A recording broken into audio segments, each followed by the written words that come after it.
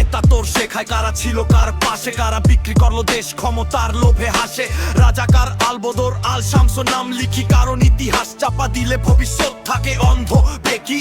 মুক্তিযোদ্ধা মানে স্বপ্ন রক্তাহার ব্যাগি, এই মাটি আমার মা কখনো করব না ভাগ।